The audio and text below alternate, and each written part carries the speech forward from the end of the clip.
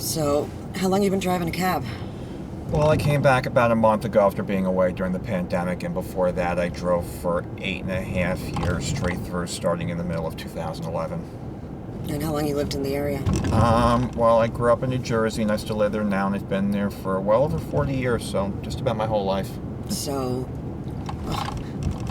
this, anybody who says that this is normal, what do you think? I don't think it's normal at all. I mean, the city's quiet right now, but it's not this quiet this hour, and certainly not this quiet earlier like it currently is. And it's, what do you feel like, do you feel like a change in sort of the energy in the place? Absolutely. I mean, this place used to be electric most nights of the week, and certainly on weekends and during the warm weather months, and a lot of it's gone now. I mean, we had a little bit of it during the holidays this year, but we're certainly not back to where we were 3 or 4 years ago. Or even 2.5 years ago. I would say like March of, Well, I was just saying for the holiday, the season itself. Right. It's... This past Christmas compared to 3 or 4 years ago. So would you agree that I describe it as it feels like the soul has sort of been, like, choked out of the city. Yeah. Like, it's like the thing, that vibrancy, that thing that made New York worth... Sticking with. Right. Coming back to. Yeah. It felt alive, right? Well, it's probably what drew you in. It's probably what drew everybody in. Draws everybody. I mean... Like, if it looks like, everybody's saying, oh, it's like this, but the entire city used to be, it was called the city that doesn't sleep. It never sleeps for a reason. Now. It's not even asleep. It's like it's been freaking put into a freaking coma. Hibernating. Well, not even that, because it feels like an attack. You know what I'm saying? Like... Well, like a neutron bomb went off, maybe, which was what I always thought would happen here. No, to me it feels more like it's being intentionally, slowly suffocated. It's like, you couldn't have designed this, right? Better. It's why it feels so intentional. Well, that's why it's easy to slip through, because it's not what people expected. People expected another 9/11 style terrorist attack, and we got this instead, and it kind of just snuck up on everybody. Honestly, I recently realized, I was like, 9/11 just showed its impact 20 years later. You know what I mean? Yeah. What I mean by that is, like, I think I'm starting to wonder if they had wanted us to have this kind of reaction, this fear, and we didn't, because we all pulled together, and that they didn't expect that. So what do you do next? You basically create a scenario where everybody's locked down, everybody's separated, everybody's kept apart, and starts acting insane. Yeah, well, they don't want people united, obviously. Strength in numbers. Well, New York was an amazing place, because I think it was a place where the vibrancy and the inspiration and the creativity, but like now it's... So when people say, it's because it's cold or because it's late or whatever, it's full of shit, right? Yeah, well, I'll find that out when the weather turns warm, but I would have to agree with that right now based on what I've seen since I came back. It's nuts. I mean, listen, I lived here since 1996. I've lived in the city since 2000. I lived in this neighborhood as we're approaching now, right? I lived on 55th Street, the past now where I live now. And, like, are we going over to... We're going to go down 9th Avenue? Yeah. Oh, I love this block. Yeah, I know. I love this block. Yeah, I know, me too. I'm so glad that they've kept this, Yeah, this is pretty. Like, this is all the block association. Huh. This is my, this is really cool right here. Yeah. We'll go down 9th and come back up and around. But, it's like this, like, even doing this, if the city always looked like this, this wouldn't be up.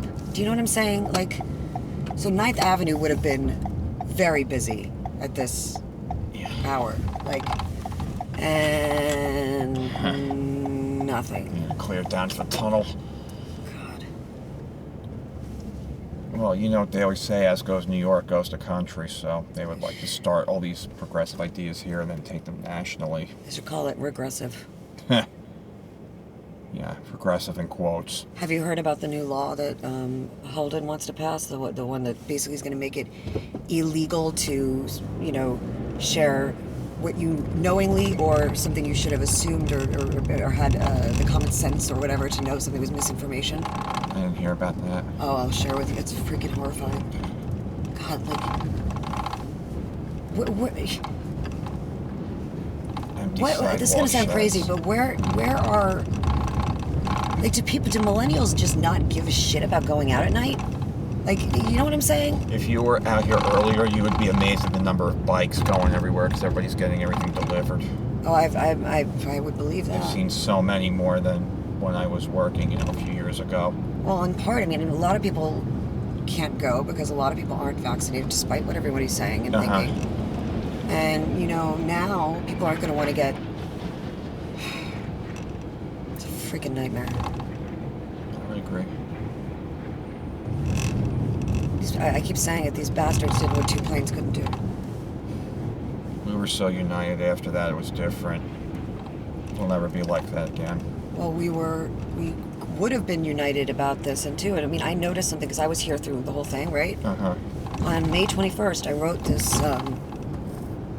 thing about how we were about to emerge and what kind of future do you want, and it got great. I was surprised by how much people Feedback. loved it. And then George Floyd happened. Oh, yeah. And that's what did it.